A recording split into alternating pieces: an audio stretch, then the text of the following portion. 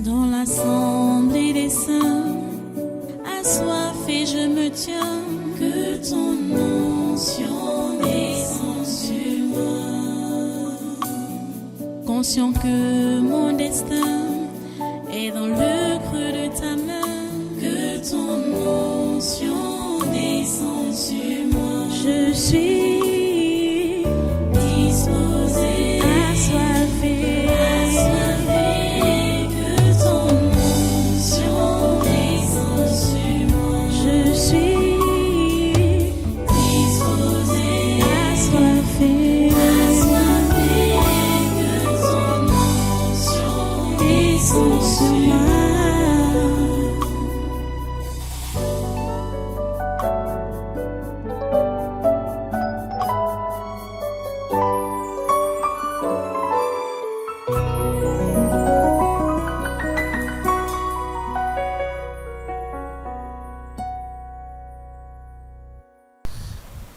Alléluia.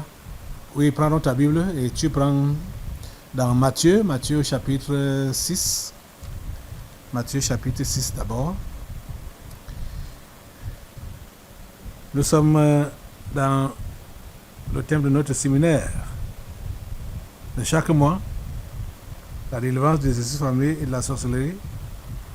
Vous savez que le sous-thème de ces derniers temps, c'est la vie chrétienne normale. La vie chrétienne normale. Voilà, Matthieu chapitre 6. Allons au verset 9. Verset 9 jusqu'au verset 15. Verset 9 à 15. Jésus enseigne la prière. Il dit, voici donc comment vous devez prier. Notre Père qui est aux cieux. Si vous voulez faire la liaison, notre Père qui est aux cieux, pas notre Père qui est aux cieux. Notre Père qui est aux cieux. Que ton nom soit sanctifié. Que ton règne vienne. Que ta volonté soit faite sur la terre comme au ciel. Donne-nous aujourd'hui notre pain quotidien. Pardonne-nous nos offenses, comme nous aussi nous pardonnons à ceux qui nous ont offensés. Ne nous induis pas en tentation, mais délivre-nous du malin, car c'est à toi qu'appartiennent dans tous les siècles le règne, la puissance et la gloire. Amen. Si vous pardonnez aux hommes leurs offenses, votre Père céleste vous pardonnera aussi. Mais si vous ne pardonnez pas aux hommes, votre Père ne vous pardonnera pas non plus vos offenses. Prions le Seigneur. Dieu Tout-Puissant, nous te remercions pour ta parole que tu donnes pour ce moment. Nous te prions de nous permettre de mieux la comprendre et de la mettre en pratique. S'il te plaît, donne-nous cette grâce-là. Nous comptons vraiment sur toi, Seigneur. Mets ta main, Seigneur, sur le déroulement de ce séminaire à partir d'aujourd'hui jusqu'à dimanche. Oh Dieu, s'il te plaît. Nous ne méritons rien de toi. Nous ne méritons rien. Mais nous comptons seulement sur ta grâce et ta miséricorde. Merci Seigneur, parce que tu répands cette grâce sur nous. Tu répands ta bonté sur nous. Et tu nous fais voir tes merveilles. À toi toute la gloire et tous les honneurs. Au nom puissant de Jésus, nous avons prié. Amen, amen. Voilà, prenez place dans cette présence. Et une fois de plus, soyez les bienvenus à ce conquête du surnaturel de ce 30 mai 2024. La délivrance des esprits familiers et de la sorcellerie. Nous parlons sur la vie chrétienne normale.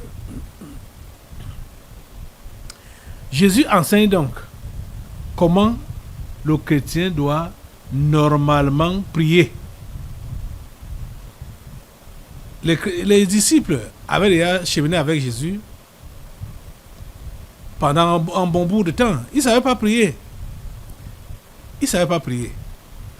Dans un autre évangile, on nous dit que l'un de ses disciples, quand les disciples lui ont demandé de leur apprendre à prier, c'est parce que Jean avait déjà enseigné à prier à ses disciples, à lui.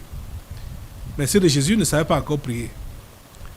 Et ils ont aussi donc demandé à Jésus de leur enseigner la prière. Au verset 6, par exemple, le chapitre qu'on a lu là, chapitre 6 de Matthieu, il dit, mais quand tu pries, entre dans ta chambre, ferme ta porte et prie ton Père qui est là dans le lieu secret. Et ton Père qui voit dans le secret te le rendra. En priant, ne multipliez pas de vaines paroles, comme les païens qui s'imaginent qu'à force de paroles, ils seront exaucés. C'est important que nous puissions considérer, je dis même à partir même du verset 5, hein, du chapitre 6 là, lorsque vous priez, ne soyez pas comme les hypocrites qui aiment à prier debout dans les synagogues et au coin des rues pour être vus des hommes. Je vous le dis en vérité, ils reçoivent leur récompense. Mais quand tu pries, entre dans ta chambre, ferme ta porte et prie ton Père. Prie qui? Ton Père. Tu pries qui? Ton Père. C'est important. Vous savez, nous n'allons pas redire toute la prière que Jésus nous a enseignée.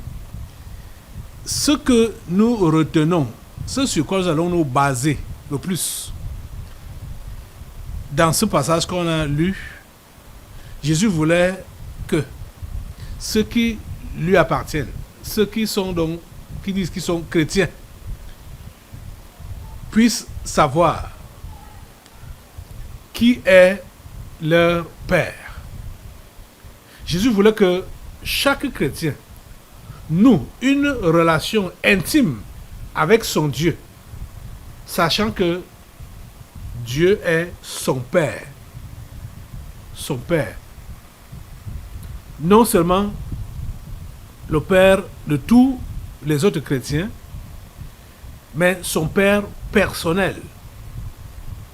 Parce que Jésus nous enseigne que Dieu est le Père de tous les croyants, donc de tous les chrétiens, quand il prend donc la prière qu'il a enseignée en disant, quand tu pries, voici donc comment vous devez prier. Notre Père. Là, c'est globalisé, donc tous les croyants, donc tous les chrétiens. Quand on dit tous les croyants, c'est pas tous les croyants, parce que quand on parle de croyants, on va mettre les chrétiens, les musulmans, les bouddhistes, tout le monde est croyant, parce que chacun croit à quelque chose. Mais ici, là, nous parlons des chrétiens, ceux qui appartiennent à Christ. Notre Père, donc le Père des chrétiens, notre Père, il est où? Il est dans les cieux. Notre Père qui est aux cieux. Notre Père qui est aux cieux. Jésus voulait donc que les chrétiens puissent nouer une relation intime avec leur Dieu, qui est leur Père. Vous savez, cette histoire est cruciale, je vous assure. Se familiariser avec Dieu, c'est crucial pour une vie chrétienne épanouie. Si tu n'as pas encore la familiarité de Dieu, il est difficile pour toi de mener ta vie chrétienne à terme. Il est difficile pour toi d'aller jusqu'au bout. Parce que quand tu traites avec Dieu comme un étranger, tu ne pourras pas facilement tomber dans ses bras quand les choses vont mal pour toi, ou tu ne pourras pas revenir à lui, même quand tu as mal fait, parce que tu as peur des représailles. Mais l'enfant, le vrai enfant, n'a pas peur de son père. Et le vrai enfant est toujours prêt à rentrer auprès de son père. Même s'il a fait n'importe quoi, il est prêt à rentrer auprès de son père. Vous voyez, malheureusement, dans la société aujourd'hui, nous avons des enfants qui ont eu, je dirais, une existence malheureuse. Pourquoi? Parce que plusieurs sont nés et n'ont pas grandi avec les parents. Ils n'ont pas grandi avec leur père et leur mère. C'est-à-dire qu'ils n'ont pas grandi en famille. Ce qui fait que quand tu vas lui parler de Dieu comme Père, il a de la peine à saisir vraiment l'importance du Père. Il a de la peine à saisir ce qu'on appelle un père, ce qu'un père est capable de faire pour ses enfants ou pour son enfant. Il n'a pas cette compréhension-là. Ou c'est des enfants qui ont grandi avec des pères méchants.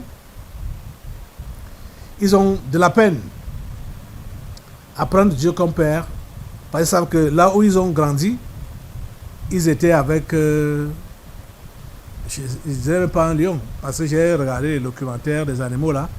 J'ai vu les petits lions, les lionceaux, les petits lions, qui jouent avec leur père. Qui s'amusent avec leur père. Ils jouent avec la queue de leur père. Les lions, hein. Donc, mais il y a certains parents qui... Je ne sais pas quel genre d'animal qui les incarne. Où ils n'ont pas de sentiments, pas d'amour, pas de soins, pas de tendresse pour leur progéniture. Peut-être ce sont les canards. Parce que j'ai pu observer les canards. Le canard discute même la nourriture avec ses cantons. Ne sait pas. Sur le canton, vous-même picorez comme ça, il tape. Donc, peut-être, il y a certains parents qui ont la nature de canard. Je ne sais pas s'il y a d'autres animaux ou d'autres oiseaux qui ont ce genre d'attitude-là, c'est-à-dire ne prenant pas soin de leur progéniture. Donc, Jésus a donc voulu que les chrétiens puissent prendre Dieu comme leur Père. Le Père, c'est le patron de la maison, c'est le protecteur, c'est celui qui protège et qui donne les soins, qui donne la couverture. Il est la couverture de la maison. Donc, si l'enfant est menacé dehors, si l'enfant a un besoin, si l'enfant a n'importe quoi, il court chez son père. Il sait que là-bas, il sera en sécurité, là-bas, il sera secouru, là-bas, il aura son besoin pourvu. Le père. Donc, comme je disais, malheureusement, certains n'ont pas grandi dans des familles où le père joue réellement ce rôle-là, le rôle de protecteur, le rôle de couverture. Ce qui fait que, même au niveau de la chrétienté, ils ont de la peine à entrer dans une relation intime avec Dieu. Donc, le prendre comme père. Mais je vais vous dire une chose. Quand vous avez connu une conversion véritable, ça ne vous coûte rien de surpasser les manquements que vous avez eus dans votre vie passée, dans le monde. Ça ne vous coûte absolument rien. Je suis étonné de remarquer que certaines personnes n'arrivent pas à abandonner leurs mauvaises habitudes héritées du monde, malgré le temps qu'ils ont eu à passer dans la foi, quand ils ont dit qu'ils ont cru. Ça m'étonne. Ça m'étonne. Bon, c'est vrai que certains sont limités comme ça, peut-être parce qu'ils n'arrivent pas à se nourrir normalement de la parole, parce que c'est la parole de Dieu qui change. Hein. Quand tu te nourris d'elle, tu es transformé à l'image de ton Père Céleste. Tu es transformé au jour le jour. Alors, si tu négliges cette parole, si tu négliges la Bible, ses enseignements, tu ne pourras pas donc être transformé à l'image de Dieu, à l'image de Jésus. Les amis, voilà donc ce que nous devons savoir. Que ce soit toi qui as grandi dans une bonne famille, que ce soit toi qui n'as pas grandi dans une bonne famille, où tu connais, où il t'a manqué l'encadrement d'un père. Mais quand tu viens à Jésus-Christ, tu dois comprendre que Dieu est maintenant ton Père. Ton Père qui prend soin de toi. Et c'est à lui que tu dois te confier. C'est à lui que tu dois te soumettre. C'est lui qui doit prendre les devants dans tout ce que tu fais en tant que chrétien. Ton Père. Donc, qu'est-ce que Jésus nous enseigne?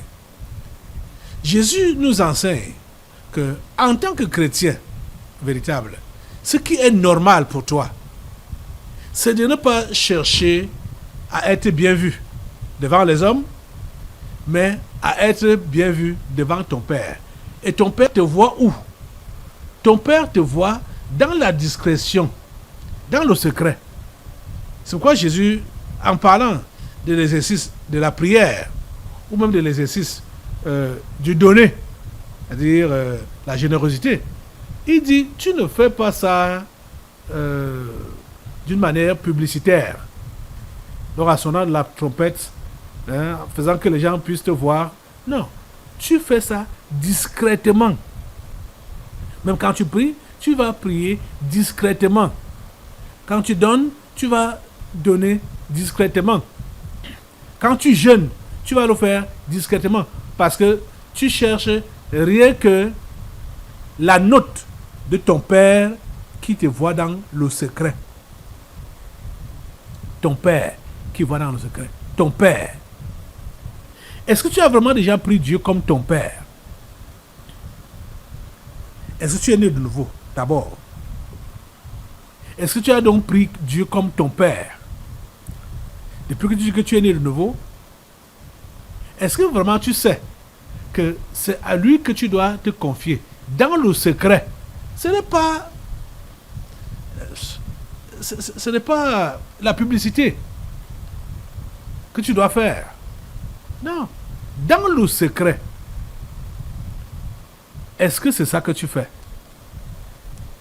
Vous savez, quand vous ne respectez pas ce que Jésus a dit là, vous ne faites pas comme Jésus a dit là, vous allez ressembler à qui? Vous allez ressembler aux païens, vous allez ressembler aux pharisiens, vous allez ressembler aux scribes, vous allez ressembler aux religieux, tout court. Vous allez leur ressembler.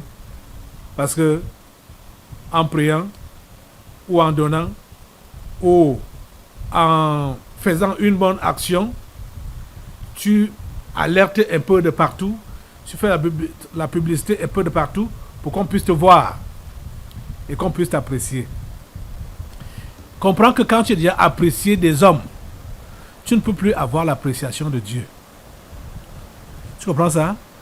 Quand tu es apprécié des hommes, tu ne peux plus avoir l'appréciation de Dieu. Surtout des hommes impies. Comprends que tu ne peux plus avoir l'appréciation de Dieu. Tu dois fonctionner en tant que chrétien dans la discrétion. Je dis la discrétion totale. Peut-être il faut que je vais vous relire les conseils de Jésus dans tout ce que je viens de dire là. Il dit, on est dans Matthieu 6. Allons à partir du premier verset même. Jésus dit, gardez-vous de pratiquer votre justice devant les hommes. Gardez-vous de pratiquer votre justice devant les hommes pour en être vu. Autrement, vous n'aurez point de récompense auprès de votre Père qui est dans les cieux. C'est par là que ça commence. Verset 2. Lors donc que tu fais l'aumône, ne sonne pas de la trompette devant toi, comme font les hypocrites dans les synagogues et dans les rues, afin d'être glorifiés par les hommes. Je vous le dis en vérité, ils reçoivent leur récompense. Mais quand tu fais l'aumône, que ta main gauche ne sache pas ce que fait ta droite, afin que ton aumône se fasse en secret, et que ton Père qui voit dans le secret te le rendra. Verset 5. Lorsque vous priez, ne soyez pas comme les hypocrites qui aiment à prier debout dans les synagogues et au coin des rues pour être vus des hommes. Je vous le dis en vérité, ils reçoivent leur récompense. Mais quand tu pries, entre dans ta chambre, ferme ta porte et prie ton Père qui est là, dans le lieu secret. Et ton Père qui voit dans le secret te le rendra. Le Seigneur Jésus-Christ nous enseigne, nous chrétiens, à être discrets dans tout ce que nous faisons. Dans la générosité, sois discret. Dans les bonnes œuvres, la pratique de la miséricorde, sois discret. Dans la prière, sois discret. En tout, sois discret. Parce que c'est à Dieu seul que tu es appelé à rendre compte. Donc, c'est lui seul qui doit te voir. Vous voyez? C'est lui seul qui doit te récompenser. Dieu seul. Donc, il faut que tu le prennes vraiment comme ton Père. Et que tu saches que c'est à lui que tu es appelé à rendre des comptes pour ta vie. Pour tout ce que tu fais. Pour tout ce que tu dis. Pour tout ce que tu penses. C'est à Dieu qui te voit dans le secret. Dieu te voit, que tu sois en pleine nuit, que tu sois seul dans une chambre ou bien seul dans une forêt ou n'importe où. Dieu te voit. Et c'est lui qui est ton Père. Et c'est à lui que tu dois rendre compte. Donc, n'essaie pas de te faire voir devant les gens. N'essaie pas de te justifier devant les gens. N'essaie pas d'avoir raison devant les gens. Dieu connaît les motivations profondes de tes actes. Il connaît les motivations profondes. Il sait ce qui se passe avec toi. Il sait ce qui se passe dans ta vie. Il sait ce qui se passe dans tes gestes. Tout ce que tu fais, Dieu sait. Dieu a déjà analysé de bout en bout. Donc, tu n'as pas besoin de chercher à t'expliquer devant lui. Tu comprends? C'est la raison pour laquelle, quand on a tort devant Dieu, pas question de se justifier. Reconnais seulement ta faute parce que il avait déjà vu. Il a déjà vu. Hein? Donc, ne cherche pas à vouloir te justifier. Reconnais seulement ton tort et demande-lui pardon. J'aimerais vraiment, c'est même le désir de Dieu, que chacun d'entre vous là puisse tisser une relation forte avec Dieu. Une relation intime avec Dieu. À partir d'aujourd'hui, si tu as souvent négligé tes rencontres avec lui, dans le secret, il faudrait que tu puisses revoir cela aujourd'hui. De façon que tu vas le rencontrer, ça dit face à face, vous deux, pendant que tu lis ta Bible. Ne lis pas la Bible pour te faire voir ou pour montrer que tu lis beaucoup la Bible ou que tu connais beaucoup la Bible. C'est une rencontre personnelle avec Dieu. Quand tu lis la Bible, il est en train de te parler. Et pour que tu puisses vraiment comprendre cette Bible, tu dois te retirer pour la lire. Tu dois être seul pour la lire. Et laisser Dieu te parler pendant que tu lis. Et c'est là que tu pourras également lui répondre dans la prière. Seul à seul avec lui. Il est ton Père. et il voit dans le secret. Il voit dans l'invisible. Il voit au fond de ton cœur. Il voit tes reins. Il voit ce que tu penses. Il voit ce que tu penseras. Même dans 100 ans. Si tu arrives à vivre 100 ans, il voit ce que tu vas faire demain. Après-demain. Dans les jours à venir. Dieu voit tout. Dieu connaît tout. Il te maîtrise de bout en bout. Donc tu n'as rien à lui cacher. Donc, j'aimerais vraiment que chacun de vous puisse le comprendre et puisse prendre Dieu comme son Père, son Père, son Père, son Père personnel. Que Dieu est ton Père personnel. Il est notre Père en tant que chrétien, notre Père à nous tous, mais pour chacun d'entre nous, il est un Père personnel. Et fais tout pour que cela soit une réalité pour toi. Que tu vives cette réalité-là. Que Dieu est ton Père. Et pour que tu aies cette réalité-là, il faut que tu acceptes son Fils comme ton Seigneur et Sauveur personnel. C'est par là que tout commence. Hein? C'est par là que tout commence. Je vais vous lire un passage dans l'évangile de Jean pour vous dire que c'est par là que tout commence. Jean, au chapitre 14, je crois que Jésus nous a fait comprendre que lui, c'est-à-dire Jésus, et Dieu, son Père, viennent habiter dans le croyant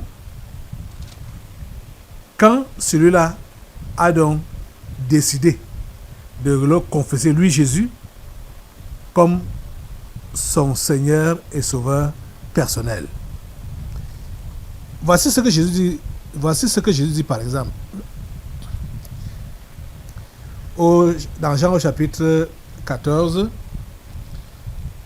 Jean chapitre 14. Il dit au verset 21.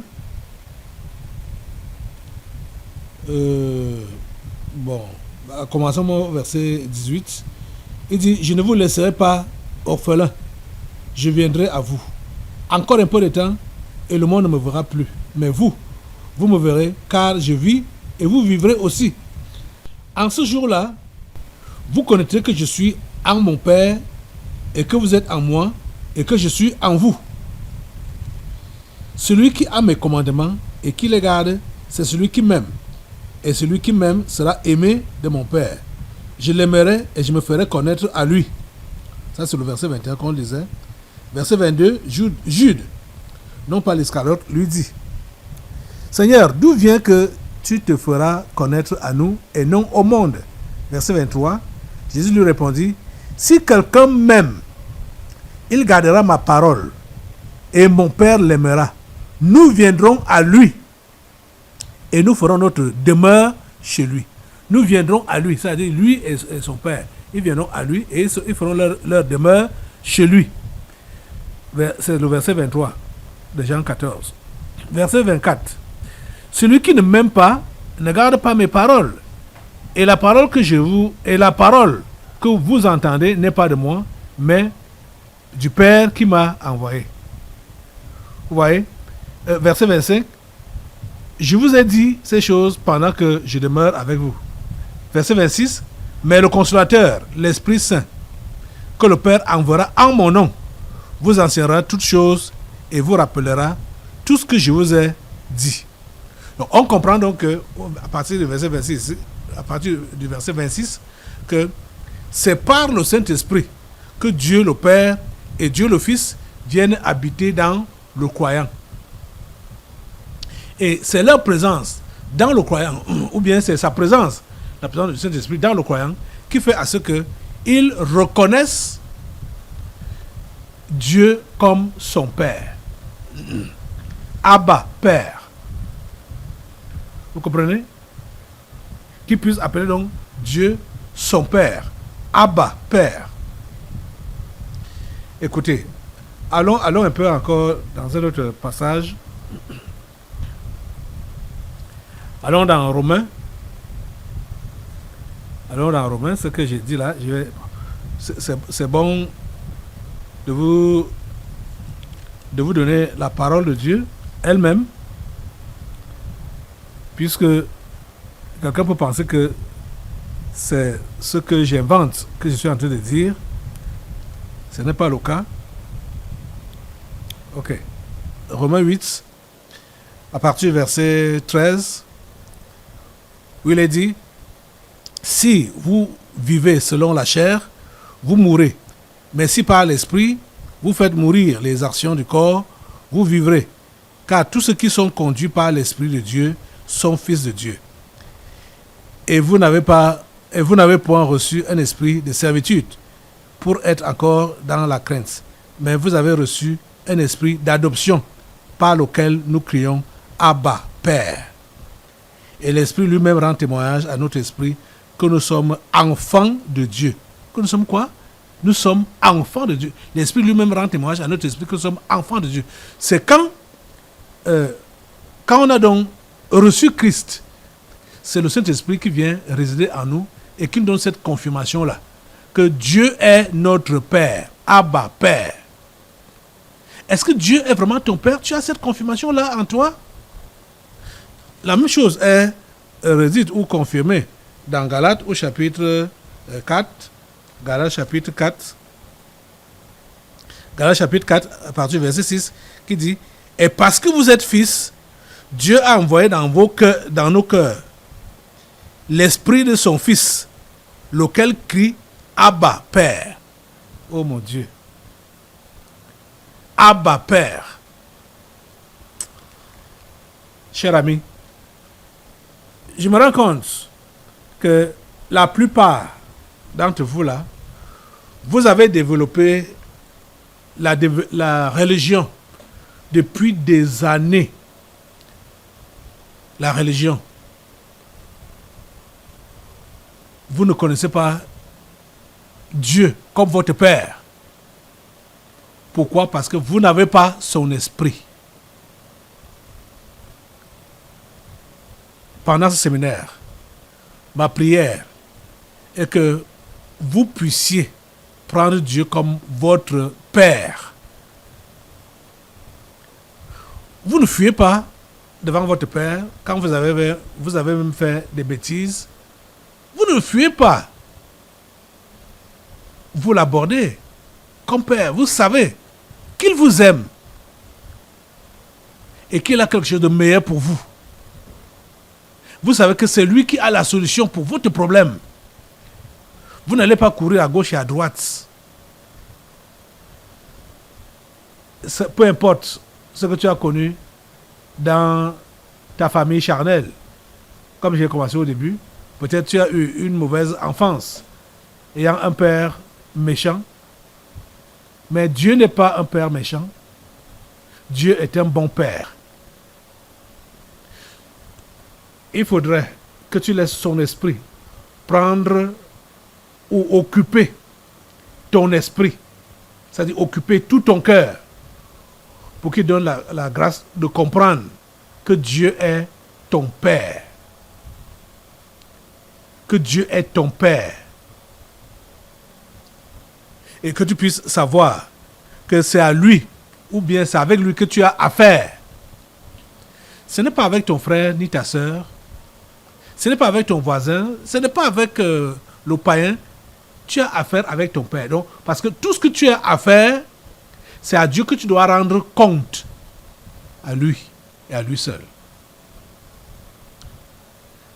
Aujourd'hui, tu vas te mettre debout. Maintenant, nous avons encore 3 jours devant nous. Dieu va nous donner la grâce de pouvoir dire l'essentiel avec l'aide de son esprit. Demande-lui qu'il puisse se révéler à toi aujourd'hui comme ton Père. Comme ton Père. Ton Père qui est aux cieux. C'est le Dieu créateur du ciel et de la terre, le Dieu de l'univers. Seigneur, révèle-toi à moi comme mon Père pendant ce programme. Seigneur Dieu, révèle-toi à moi comme mon Père pendant ce programme.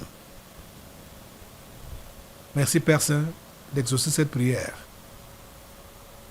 et de te faire connaître, de te manifester dans ces vies. Au nom puissant de Jésus, nous avons prié. Amen. Nous allons continuer demain et après-demain et clôturer dimanche. L'Esprit de Dieu va nous aider à mieux comprendre ce que Dieu a à nous dire. Asseyez-vous. Nous allons maintenant passer aux délivrances prophétiques. Dans l'assemblée des saints, assoiffé je me tiens, que ton onction descende sur moi.